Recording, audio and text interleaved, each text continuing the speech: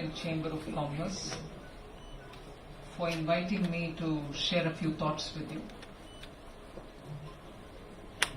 We are actually meeting at a time when in the third term of the Prime Minister, I emphasize on the third term only because it reflects a desire of the people of India for continuity and stability in policy. We need to have, at a time or at the juncture in which India is located in, stability in policy, a predictable tax regime, and also continuity in administration, so that businesses can be sure that there will be some steady pathway with which they can go ahead with their plans. More so because globally, for various different reasons, you're seeing not so stable a world. And if instability is the feature all across the globe, either because of war or because of the closed economies which are still ruling the roost in some parts of the world, or because how global commons have become now subject to a lot of what may be called high sea piracy or attacks on cargo vessels, and the essentials which keep moving from one part of the world to the other are now avoiding conflict zones and having to take a roundabout route to their destination. All of this is adding to the costs of everything that you want to buy and sell, import and export. As a result, all over the globe, every government is feeling that it is only that much and not beyond that can they control factors of production. And when they can't beyond a point control or regulate or seemingly bring in some kind of a market sense, no one is really on the top of inflation management. No one is really on the top of regulating and leaving the market forces to determine how our economy should move. As a result, there is stress in policy making all over the world.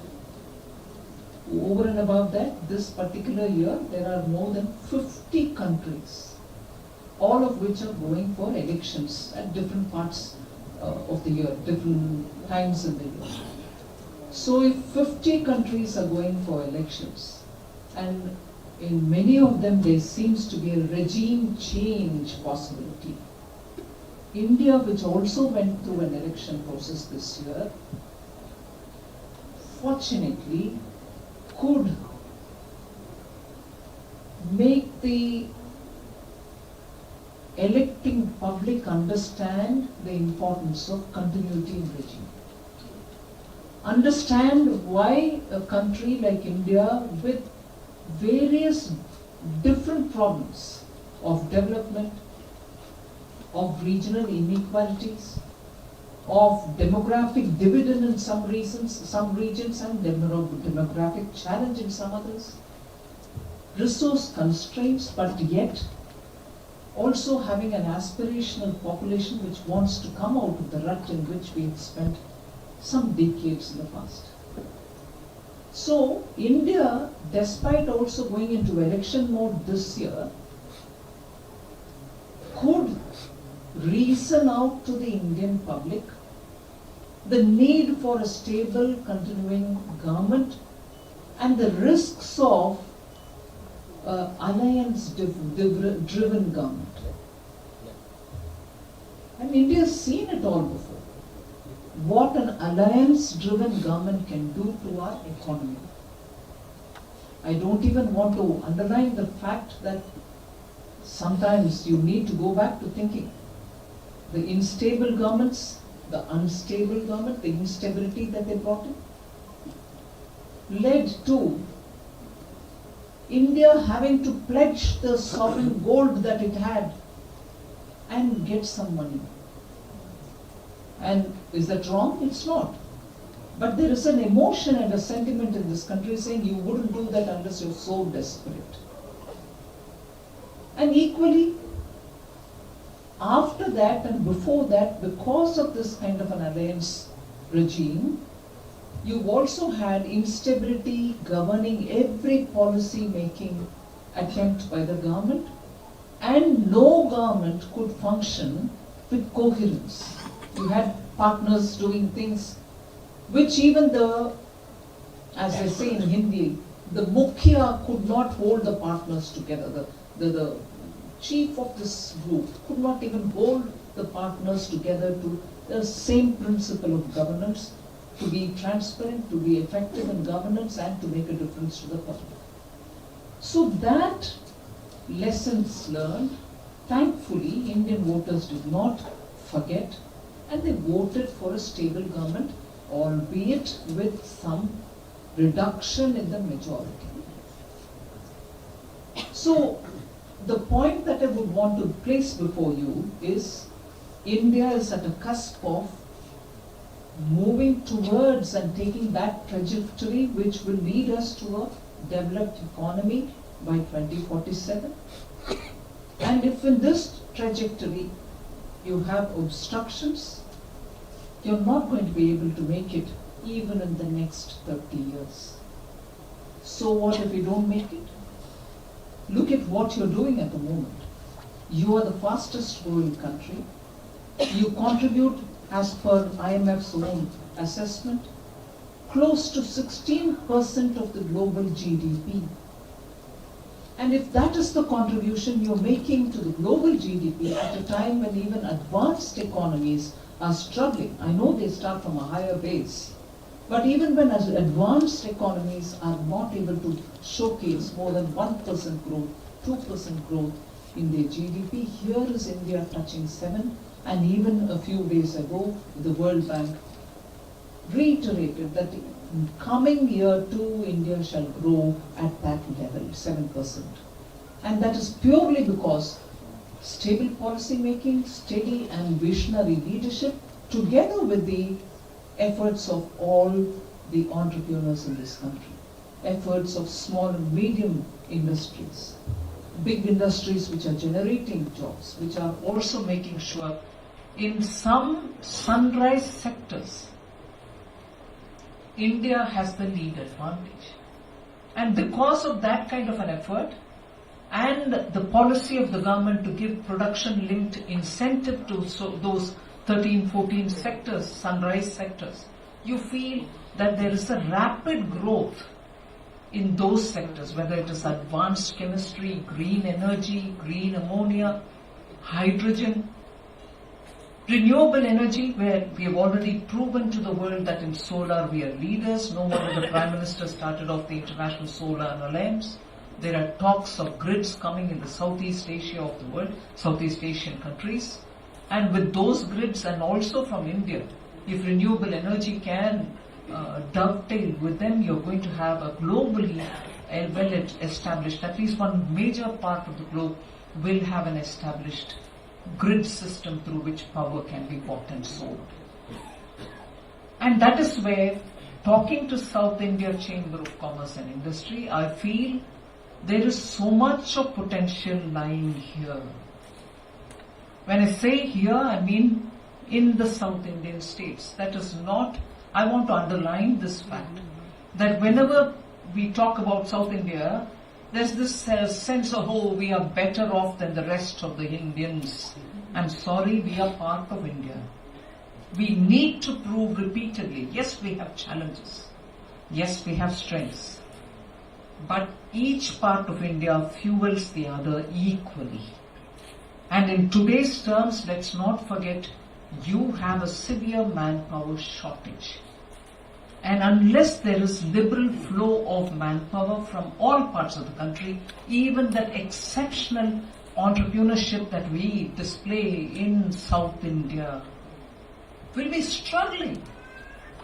So I want to first of all start with this premise that South India and its strengths will have to benefit India as always, without that toxic narrative which is nowadays becoming a cult. I do not want to be a part of that cult. In the sense, no one of us should be part of that cult. India is one and all of us are working towards building better country, better families, better state, better everybody.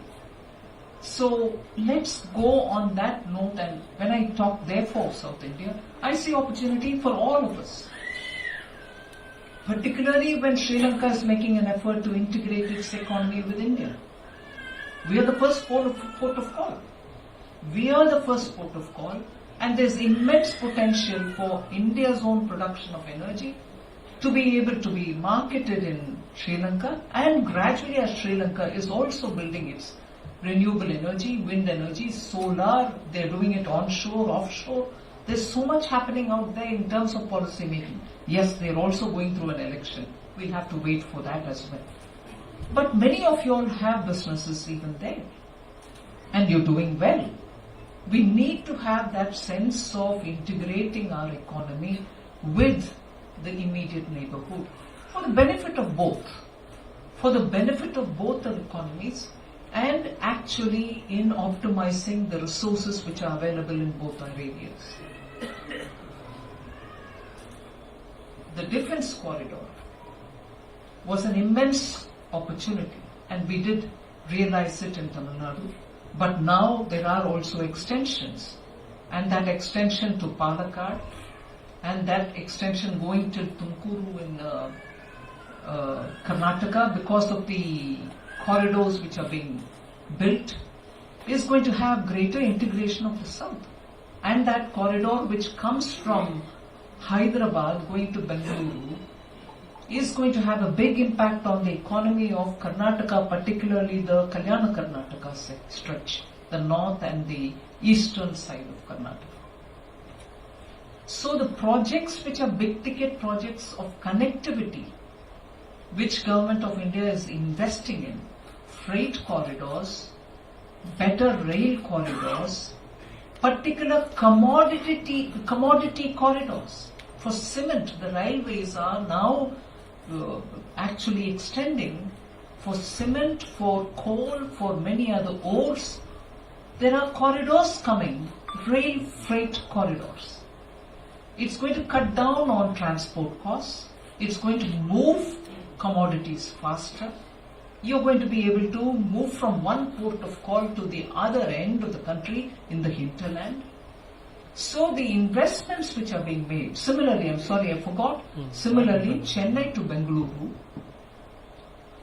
nodes are now getting a lot of high priority investments, Uravakal node and also Kopparthi node in Andhra Pradesh, but for the corridor which runs from Chennai to Bangalore, passing through some of North Tamil Nadu border, are all going to give greater mobility for goods and services. The defense corridor, of course, I started by saying defense corridor because that brought in the 6 nodes in Tamil Nadu which had great advantage because of the defense establishments which were already in there, but they got revived. Private investments have come in, and along the corridor, now you have small and medium-sized producers who are producing components for defense industries. And the components of the defense industry, normal grievance would have been in India, oh, all right, we produce world quality. But if our own services don't buy it, when we export it, people ask us, your own armed forces are not buying it, yours is good quality, but what's the point in coming outside? Indian armed forces, once your testing is done of your product and the quality has been established to their satisfaction, today for at least 250 items of defense components, give you a prior understanding and come to an agreement with you for next 10 years that they shall buy from you. Next 10 years, Indian Armed Forces commit itself for those 250 items which are to be produced. Now, normal grievance of the middle sector or the small and medium industries would be, I produce, I even have quality, but there's no guarantee. Now the guarantee is also being extended by our armed forces. So step by step, every linkage, backward and forward, is all being tied up so that industry doesn't have to run from one place to another to get clearance, to buy market or to identify market. The Government e-marketplace, which is the GEM market portal, today gives a slot for the medium-sized industries to put their items which they want government to procure onto that website. So it all gets procured. You're not running from one pillar to one office to another. So government's policy, incentives which are being given, the schemes which have been announced in the budget, wherein there was a part reference made to it, skilling according to the needs of the industry. So when we are talking about internship with top 500 companies in the country, it is funded by the government. Government pays these interns a monthly allowance of 5,000 rupees for a whole year. One-time amount of 6,000 so that the chap goes and adjusts in the place where he is now going to do internship with that money. And after that, every month he gets the government payment for the internship. All that the top 500 company are expected to do is to identify some instructors to handhold them during the internship on the shop floor. So if that is one of the schemes, it is going to ready people for those industry-ready qualities and skill. Most of the time the industry's grievance was, oh yes, we produce a lot of engineers, we produce a lot of graduates, they're not ready for the job. So our recruitment, I spend 6 months to 8 months or even 1 year in training the guy. That's a waste for me. Now government is coming in there and saying, all right, you train them in your place. I give the money for that 1 year. Eventually, if you find him fit, please take him on or else let him go. He'll find it somewhere else. So if that is internship, we also announced that we'll have all over the country the ITIs, which are largely with the state governments, will ready students, skill them for Industry 4.0. You're going in for robotics, you're going for Internet of Things, you're going to manufacture under the principles of Industry 4.0, which means Web 3 is going to take over your manufacturing processes, your packaging processes, your testing processes. Now the ITIs all over the country will be with industry partnership, training youth to become savvy in hand-holding them and making them hands-on experience. So the ITIs and the equipments will be all given by the government, and also the industry will come in to say, this is the kind of training I want from these boys. Okay, girls also. So they would be trained in the ITI and they can come with a diploma. A lot of discussions also going with many countries. For instance, recently I was in Singapore. A ministerial delegation went, and today of course Honorable Prime Minister himself is in Singapore. As a precursor to the Prime Minister's visit, we ministers had gone. One of the things on which we had extensive discussion was skilling and certifying, in which Singapore IT education systems and training, ITEES, is an institution which comes to India in 6 different parts of the country. I can remember readily 2, Bhubaneswar, Guwahati, and possibly Gujarat and possibly Maharashtra. Orissa, yeah, I did say Bhubaneswar. So they are setting up skilling centers and training our youth, certifying them, and also of course helping out for training people to certify in the future. So there are efforts made by Government of India. I took the example of Singapore where I was as a precursor to the Prime Minister's visit. Get global quality training people and trainers to come. Train our own trainers and get these trainings done for our youth so that what is demographic dividend today can be effectively used by industry. So I think there's quite a lot of work which the industry can participate with the government, and industry on its own can extend a bit more in the interest of this economy, our economy. I would quote the famous example of Codicia, which in its own premises, together with their members, trained young people.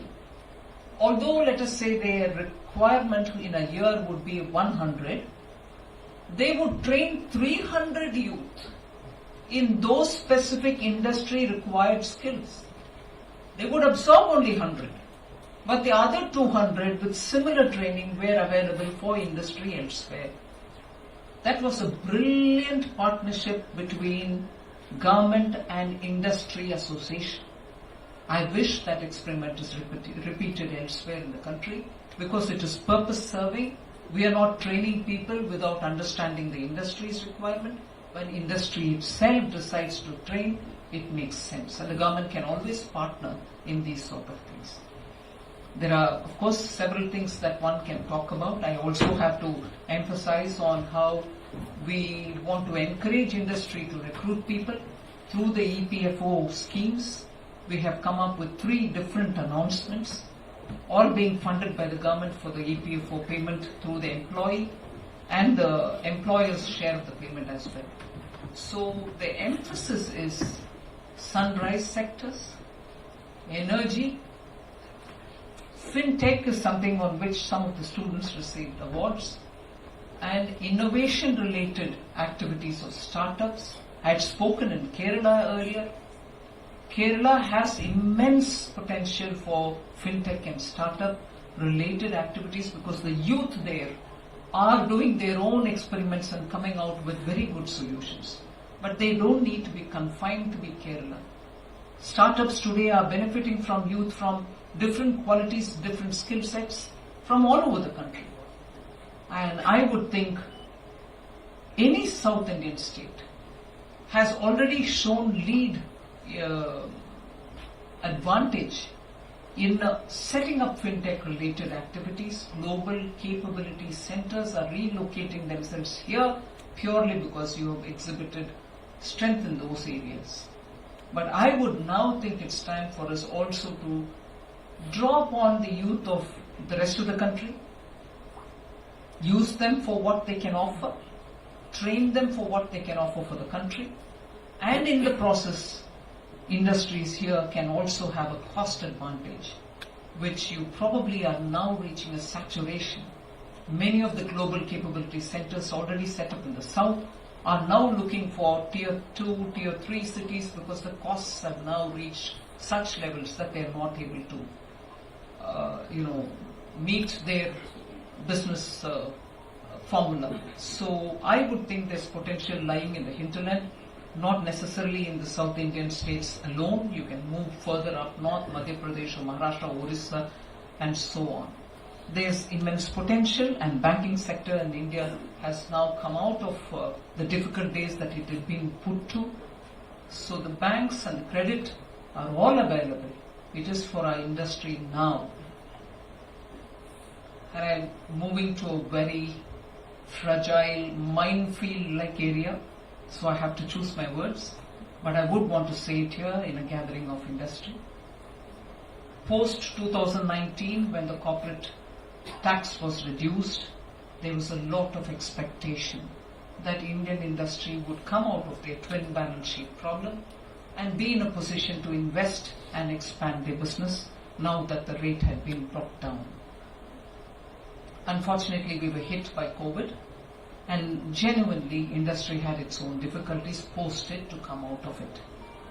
But now I think India is at a stage where the newer industries, the newer sectors, employment-linked incentive schemes and production-linked incentive schemes, both given by government, and the sunrise areas, India proving a leader. I'm not for a moment comparing ourselves with China, because Chinese economy is so very closed. Their administration is not as open and democratic as ours is.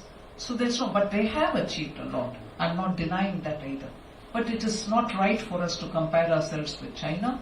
However, we have that much capability and potential in this country. I would think industry should seize this moment. Seize this moment and leap forward for your own industry's advantage so that you can compete globally and also be in a position to contribute to growing India's needs. So thank you for giving me this opportunity.